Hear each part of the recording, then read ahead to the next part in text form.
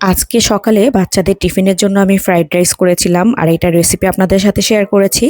তো বাচ্চারা ফ্রাইড রাইসটা খুব পছন্দ করেছে। তো ভাবলাম যে দুপুরবেলা ওদের জন্য, ওরা তো দুপুরে খায় না আসলে, ওরা খায় হচ্ছে গিয়ে বিকেলবেলা প্রায় 5:30-6টার দিকে। তো ৩ জনেই যেহেতু সন্ধ্যার দিকেই খাওয়া হয়, তো ভাবলাম একটু চিকেন ফ্রাই করা যাক। যেহেতু আমি ফ্রাইড রাইস করেছিলাম, আমার আসলে চিকেন ফ্রাইটা করা উচিত ছিল। আমি করতে পারিনি, সময় পাইনি।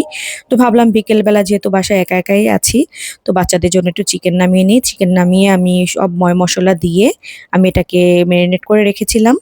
তো মেরিনেট করা হয়ে গেলে আমি আবার একটু ময়দাতে কোট করে নিচ্ছিলাম। ময়দা, তারপর মরিচের গুঁড়ো, লবণ দিয়ে আমি একটু কোট করে নিচ্ছিলাম। তারপর পানিতে চুবিয়ে আরেক কোট করে নিলাম।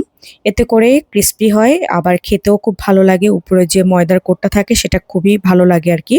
আর আমার বাচ্চারা চিকেন ফ্রাই বলতে এভাবে খেতে বেশি অভ্যস্ত, আর ওরা এটা খেতেই বেশি পছন্দ করে। তো আশা করি ওরা স্কুল থেকে এসে যখন দেখবে যে আমি চিকেন ফ্রাই করেছি, ওরা খুব খুশি হয়ে যাবে। তো যাই হোক, ওদের আজকে কিন্তু লাঞ্চটা ছিল এটা দিয়েই। তো ওরা যেহেতু ফ্রাইড রাইসটা পছন্দ করে, তো ভাবলাম একটু চিকেন ফ্রাইটাই হয়ে যাক। তো আমি শর্টকাটভাবে চিকেন ফ্রাইটা করে ফেললাম। আর আমার ছেলেরা কিন্তু স্কুল থেকে এসে যখন দেখেছে ফ্রাইড রাইসের সাথে চিকেন ফ্রাই, ওরা দেখে তো মহা খুশি হয়ে গেছে। খুব খুশি হয়ে খেয়েছে। বিশেষ করে আমার ছোট ছেলেটা খুবই পছন্দ করে চিকেন ফ্রাই।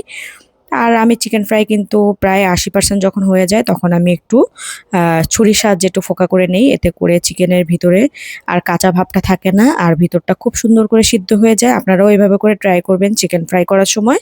এতে করে চিকেনটা খেতে কিন্তু দ্বিগুণ ভালো লাগে। তো কেমন হলো ভিডিওটা সবাই কিন্তু কমেন্ট করে জানাবেন, অবশ্যই শেয়ার করবেন।